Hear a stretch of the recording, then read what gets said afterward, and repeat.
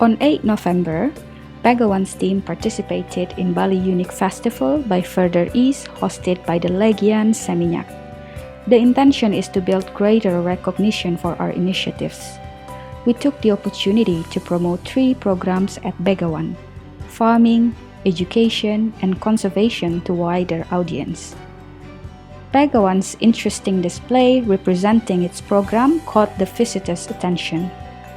Balinese Mansur heritage rice in jute sacks and various traditional farming equipment were the display highlights.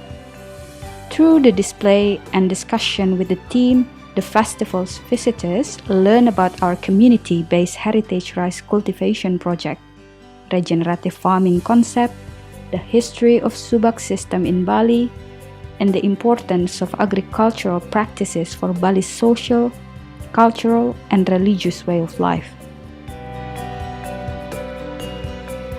Many guests were also very interested in Begawan's long-established initiatives in conserving the critically endangered Bali Starling, Bali's iconic mascot, as well as in our education program.